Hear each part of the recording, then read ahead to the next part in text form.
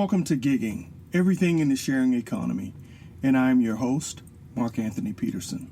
This is the podcast about the gig and sharing economy that's expected to reach $335 billion by 2025.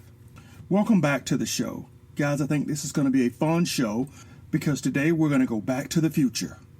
We're going to go back to the future and talk about some of my predictions for what I think is going to happen in the gig and sharing economy. And today, we're going to talk about the future of work. Yeah, the future of work. That seems obvious because this podcast is about gig work and the sharing economy, so there's already kind of a built-in prediction. But I want to go down several layers. I'm going to peel that onion and tell you how I think it's going to work and what your life is going to be like when we hit that tipping point where work as we know it today just won't be the same. Many estimates point to 2030 as kind of that tipping point where a majority of the workers, at least in the U.S., will move from being full-time equivalents, FTEs, to gig or contract workers. That means the majority of the companies, not just sharing companies like Lyft and Uber, will be looking for workers on a part-time basis and hiring them on a contract basis for 3, 6, 9, maybe even 12 months, but not much longer than that. Now, when we hit that tipping point in 2030, many estimates from Intuit, from McKinsey, and other consulting firms say that half of the workforce, 150 million people, half of those people, 75 million people, will fall into the bucket of being a gig worker or a contract worker. And that their relationships with employers will start to multiply. That those workers will have, on average, 3.5 different work relationships in a calendar year. So that means, on average, you'll be working for an employer for about 3 to 4 months out of the year before you move on to a different employer. Now, some percentage of those workers, those 75 million contract or gig workers, are going to boomerang back to those previous employers. And we see that now in the tech space, where contract workers will spend time at IBM, Microsoft, Google, Amazon, any of those that have particular needs in their development shops, may bring in specialists in and out over the course of a year, right? Many consulting firms, that's been their model, staffing up for projects for a year and a half, bringing in specialists, and then moving those specialists on to the next assignment. But by 2030, that will be commonplace, and workers will be staffing themselves in these types of projects every 3 to 4 months. Now, we see a small inkling of that now in the current economy. Based on a report from the U.S. Census entitled Multiple Job Holders in the United States, there are roughly 12.1 million individuals who have 2 or more jobs right now in the economy. According to the report, more men than women have second jobs, and some of the positions that they hold as their main job may be obvious to you. Among women, education is the field where you find people who have a second job. Yeah, that should be obvious to you. A lot of teachers, because of the low salaries, are forced to have a second job. And they're finding that second job right now in the gig economy. But there's some other professions that aren't so obvious. Arts and entertainment, professional and scientific, retail trade, manufacturing, construction, finance and insurance, and public administration are all professions that have individuals who have a high percentage of the workers who have a second job. 12.1 million is not a big percent of the overall total workforce at 150 million U.S. Americans. But as that number starts to climb, it's going to create a lot more complexity both for the worker and for the employer. It's also going to change the dynamic of what those employers are going to look for as they start to hire people for short-term work. Now, think about the world as it exists today. When you go to college, get a degree, go to grad school, and get additional certifications or degrees, you are setting yourself up for full-time, long-term employment. Your degrees basically certify that you have the capacity to learn on the job over the long term, giving value to your employers.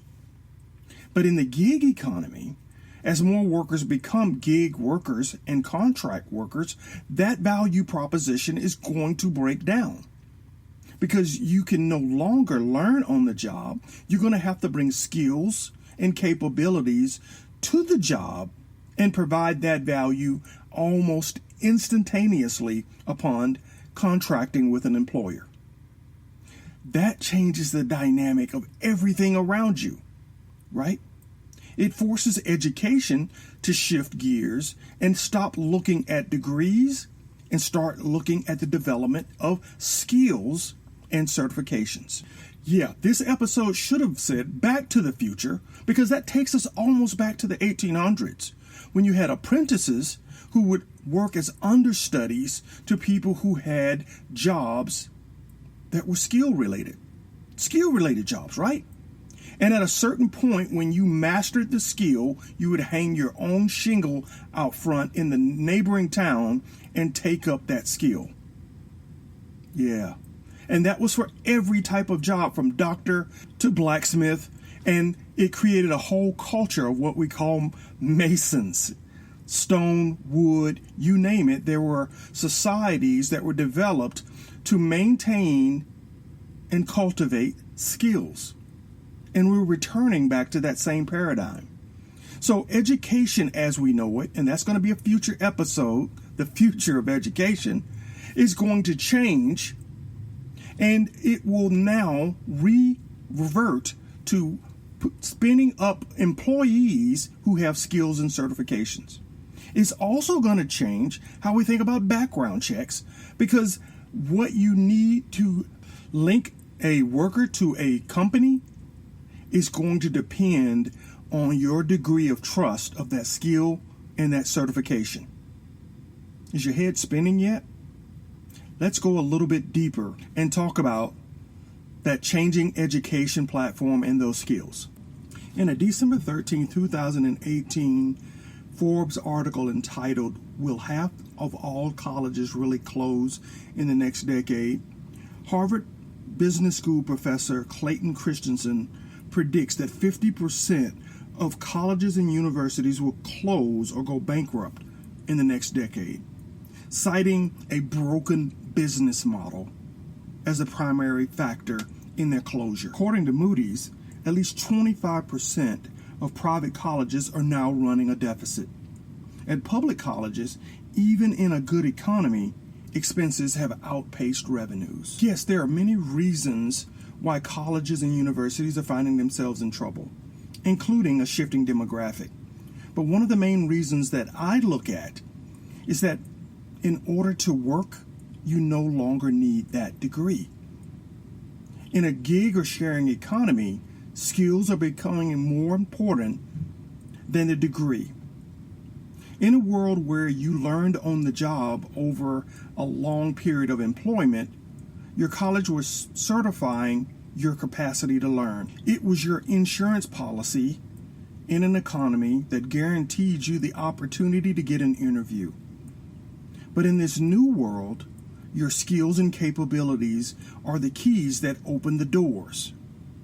And so students are no longer willing to plop down $100,000 in order to get a degree that does not open the door to the new economy. And that leaves things a little more difficult on both sides of the equation. How will companies evaluate workers, and how will workers maintain their work history in a way that they can be rewarded and compensated for what they've done in the past? And that's where it's going to get tricky.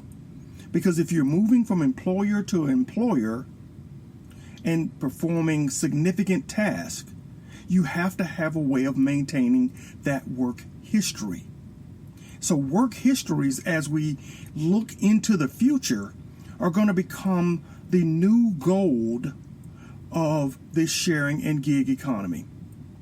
And anyone that can come up with a system that can produce verified and trusted work histories are going to find themselves making a mint.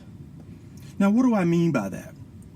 No, I don't mean someone that verifies that I worked from IBM from 2000 to 2001. I mean someone who can verify that the task that I performed at IBM during that 1-year time period have been certified. So if I built an AI model that drove X amount of transactions for IBM, and I led a team of 5 people in doing that, that level of detail has to be captured, verified, certified, and stored in a place where I can represent it when I want to do another project of that type. Right now, there's no place for that stuff to be archived, and if it's archived, how can I trust it? So future solutions for workers are going to demand that the worker have more control over his or her personal data when trying to shop themselves around for employment. That means the world of applicant tracking systems, where the companies have complete control over the information, will soon also start to disappear, just like some of these colleges and universities. In its place will become what I call personal tracking systems, where the gig worker will have the infrastructure to store and manage their work histories and release them to companies who want to partner with them to create value. Does that seem kind of interesting to you? A third-party black box where you maintain all of your information, where it's trusted, verified, and certified. Of course, an infrastructure like this would have to have certain functionality, like a blockchain, so that the information can be shared and it would be immutable in that contract ledger or hyperledger type infrastructure and can be accessed from any point on the node. Now, having this type of infrastructure that works on behalf of the workers has to have a few other questions answered. Like, how do you verify a work history? How do you certify it so that everybody trusts it? And then how do you leverage that into a system so that I can work? Because there's some trickiness to managing 3.5 relationships over a 12-month period. First, verifying and certifying your work history. If I spent a year at IBM and performed all these great tasks, like building an AI engine, I have to first trust IBM. I have to trust the person who contracted for the work. And then they have to certify that I performed the work that's described in my work history documentation. So those 3 components also have to have a certain level of trust or third-party corroboration, so that when presented with the final documents, everyone out there knows that they were completed by real people who had real jobs within real organizations.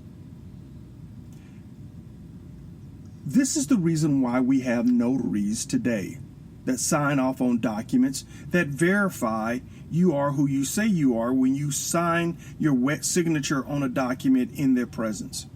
These notaries are trusted individuals who are granted authority by the state to corroborate your identity and sign off, verifying the trustworthiness of that credential or document. So whatever system that's put in place has to have a global identity management capability that can verify all parties who are connected to a transaction. And then it also has to have the ability to grant or deputize those individuals who need to certify and verify those credentials. Now, that trustworthiness is a score that will probably go up and down based on future transactions. Because if I break that trust by verifying a work history that's not valid or skills that aren't valid, the trustworthiness of the individual who certified and verified those skills may be diminished or should be diminished. I think this is why you see the big players in the online world today trying to create a dynamic that answers all of these questions. Facebook is developing what they call a trustworthiness score, which is aimed at verifying you are who you say you are in the online world by looking at many different points and factors that they can collect and corroborate based on your online persona. You have people like Google who are also trying to verify you are who you say you are based on the corroboration of other third parties, much like the way PayPal does it. PayPal leverages your bank to prove that you exist. That if you can get a bank which requires you to go in physically and present credentials in order to open an account, that if you can verify that they put money into that account, it belongs to you and that you are a real person. So PayPal's verification process leverages the trust of a third party. And Google's going to do the same thing by leveraging other trusted parties and using those trusted parties to confirm that you own the rights to your digital identity. My guess is that these guys are angling to play a big role in the future of how we're going to work by being the corroboration engines underneath anything that requires us to validate our work histories and our work credentials.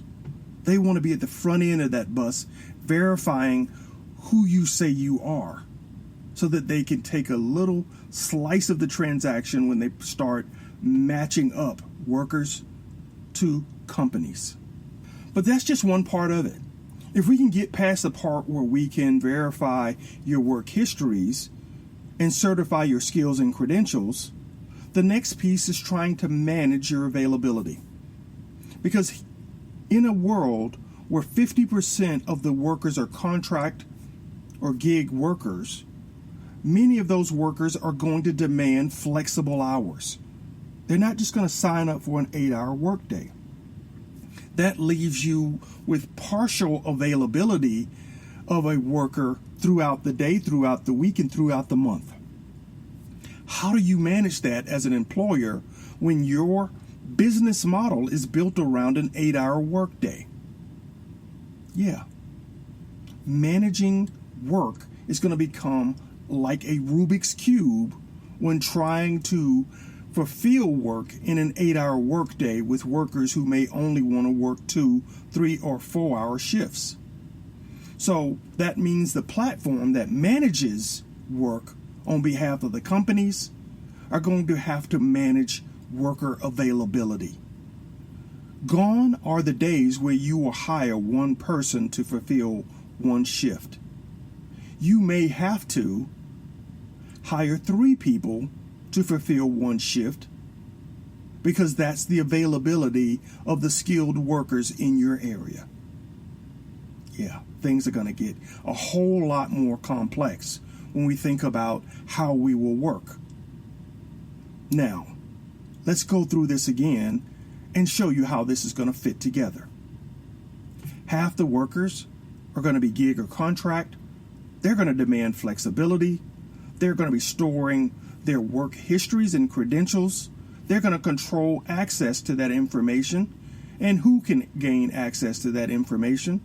And when you can do that, you may be able to give them a job request, but that request may be splintered towards 3 or 4 workers to fill a single 8-hour shift because these workers may not have the availability to give you a full 8 hours. Yeah, if you're like me, then the world is screaming for predictive analytics and AI.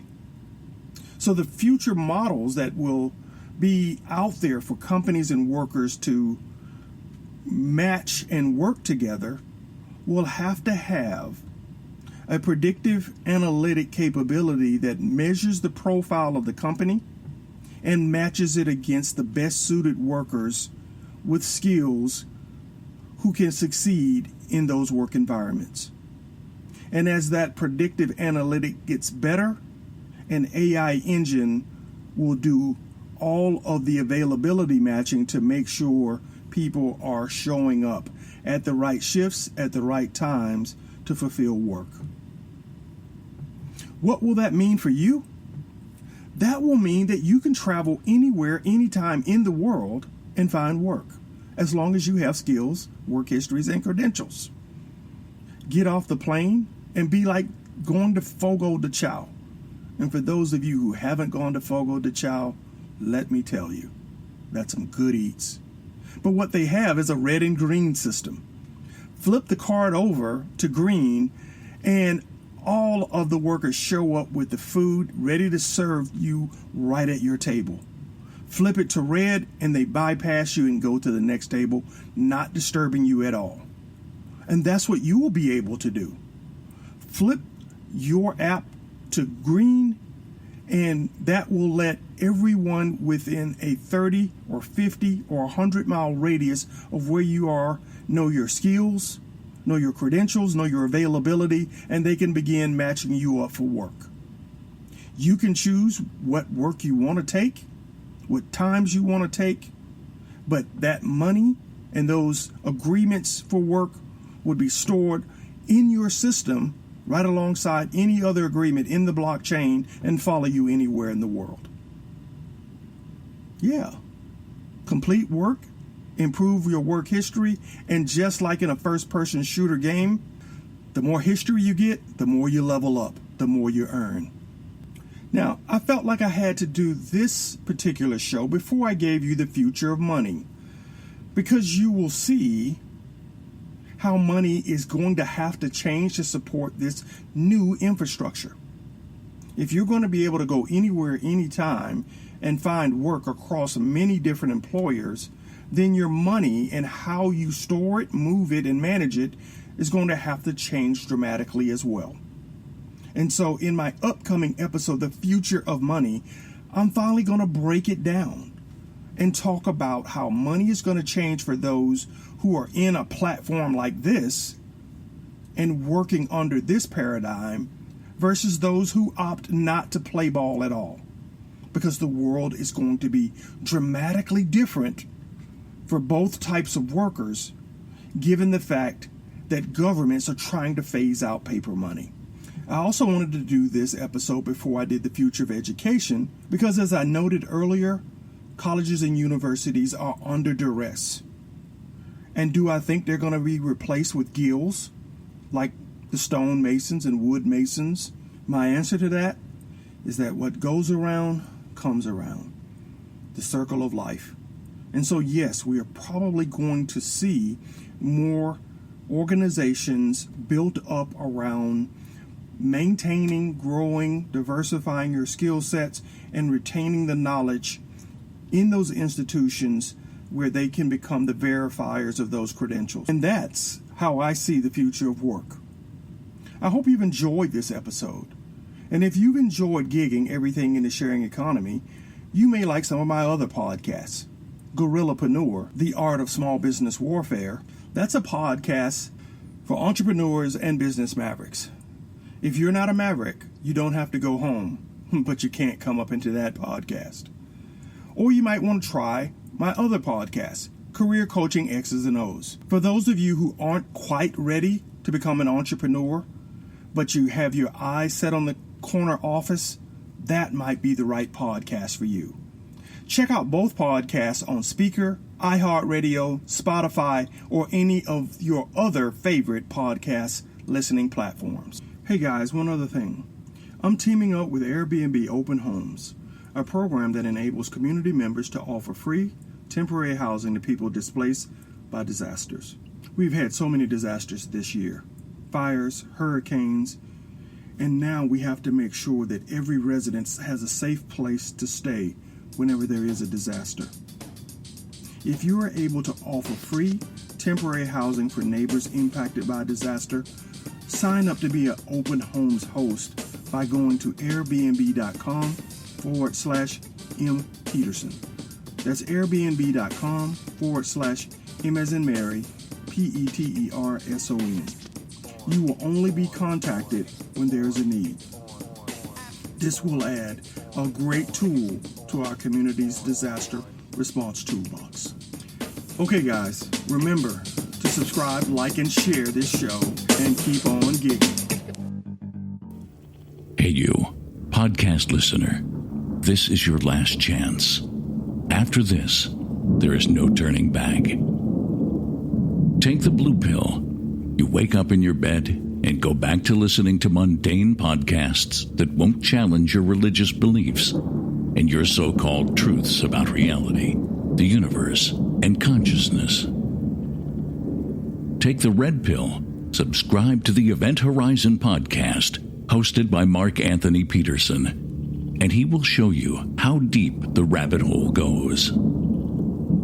Event Horizon takes a walk into the paranormal with a splash of conspiracy. It's the podcast that would be born if David Icke and the X-Files had a baby.